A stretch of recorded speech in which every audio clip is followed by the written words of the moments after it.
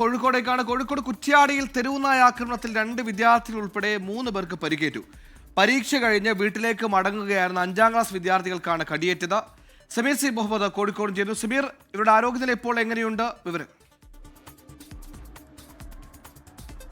സുഹൈല്, കുറ്റ്യാടി ദേവർകോവിലാണ് 3 പേർക്ക് തെരുവുനായയുടെ കടിയേറ്റിരിക്കുന്നത്. പരീക്ഷ കഴിഞ്ഞ് വീട്ടിലേക്ക് മടങ്ങുന്ന 2 കുട്ടികൾ ഉൾപ്പെടെയുള്ള 3 പേർക്കാണ് കടിയേറ്റിരിക്കുന്നത്.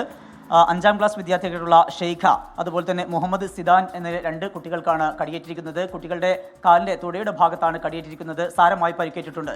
കുട്ടികളെ 2 പേരെയും കോഴിക്കോട് മെഡിക്കൽ കോളേജിൽ പ്രവേശിപ്പിച്ചിരിക്കുകയാണ്.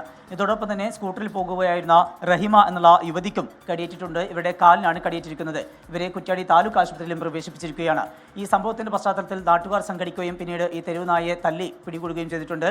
ഇപ്പോൾ ഈ തെരുവുനായയെ കൊന്നിട്ട് അവിടുന്ന് കൊണ്ടുപോകാനുള്ള ശ്രമത്തിലാണ്. ഈ കൊണ്ടുപോകുന്നത് ഇതിന് വിഷബാധയുണ്ടോ എന്നുള്ള ഒരു ആശങ്കയുടെ പശ്ചാത്തലത്തിലാണ്. ഈ കണ്ണൂരിലെ ജില്ലാ വെറ്ററിനറി ആശുപത്രിയിലേക്കാണ് ഈ തെരുവുനായയെ കൊണ്ടുപോകുക. അവിടെ വെച്ച് പോസ്റ്റ്മോർട്ടം നടത്തും. അങ്ങനെ വിഷബാധയുണ്ടോ എന്ന് സ്ഥിരീകരിക്കാൻ കഴിയും. അതിന് വേണ്ടിക്കൊണ്ടാണ് ഇപ്പോൾ കണ്ണൂരിലേക്ക് കൊണ്ടുപോകാനുള്ള നടപടികൾ ആരംഭിച്ചിരിക്കുന്നത്. ഏതായാലും വലിയ ആശങ്കപ്പെടുത്തുന്ന സാഹചര്യം തന്നെയാണ്. ഇന്നലെയും മിനിയാന്നുമായിക്കൊണ്ട് കോഴിക്കോട് വെസ്റ്റ് ഹില്ലിൽ മാത്രം 8 പേർക്ക് കടിയേറ്റ ഒരു സാഹചര്യം ഉണ്ടായിരുന്നു. അതിന് പിറകെയാണ് ഇപ്പോൾ 3 പേർക്ക് ദേവർകോവിൽ, കുറ്റ്യാടി ദേവർകോവിൽ ഭാഗത്ത് വെച്ചുകൊണ്ടും വിദ്യാർത്ഥികൾ ഉൾപ്പെടെയുള്ള 3 പേർക്ക് ഇപ്പോൾ കടിയേറ്റിരിക്കുന്നത്. സുഹൈൽ.